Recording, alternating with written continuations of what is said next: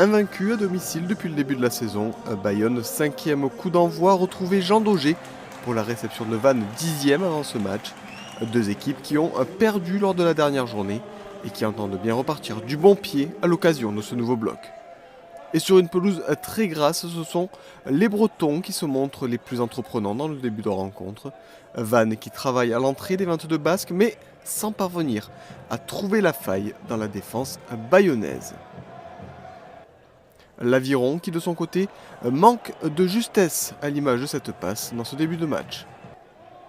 Ça ferraille dur dans cette rencontre, mais le score, lui, n'évolue pas malgré une grosse intensité.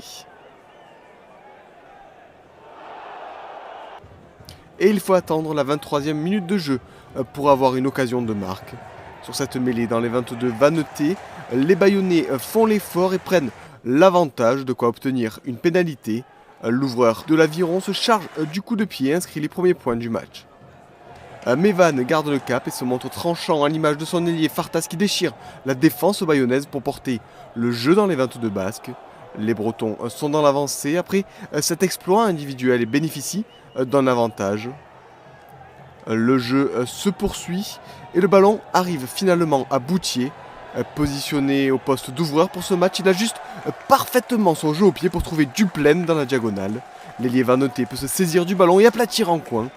Premier essai dans ce match, il est l'œuvre des Bretons grâce notamment à une inspiration de Boutier. Vannes garde la tête jusque dans les dernières minutes de ce premier acte. Mais Bayonne retrouve des couleurs dans le sillage de cette inspiration de Teder qui s'échappe dans la défense bretonne avant de servir Fouster dans son dos. Dans les 22 vannetés lancés, l'ailier bayonnais résiste à deux plaquages pour aplatir sous les poteaux. Décisif sur l'essai, Teder transforme sous les poteaux et permet à Bayonne de virer en tête à la pause. 10-5, assez cher payé pour Vannes qui avait réalisé une très bonne première période avant de craquer dans les dernières secondes. Au retour des vestiaires, les Bretons gardent leurs ambitions de ne pas repartir les mains vides de ce déplacement à Jean Daugé. Des efforts récompensés par cette pénalité consécutive à une faute au sol des Bayonnais.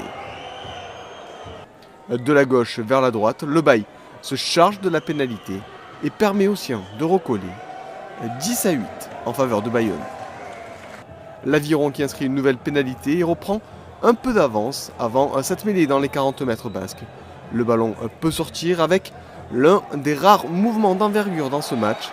Les Bayonnais progressent dans le camp breton et finissent par obtenir une pénalité après un hors-jeu de ligne des vannetés.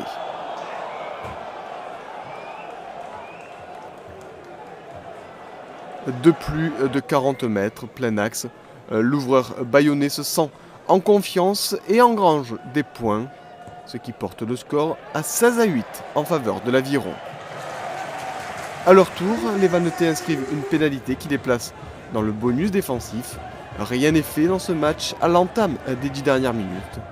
Et le RCV va user de la puissance de ses avants pour aller chercher une ultime pénalité dans cette fin de match.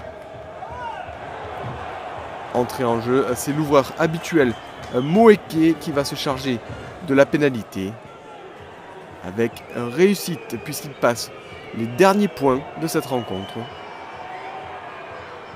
Bayonne s'impose finalement sur sa pelouse 16-14. Les vannetés, eux, repartent avec le point de bonus défensif, logique à la vue du scénario de cette rencontre.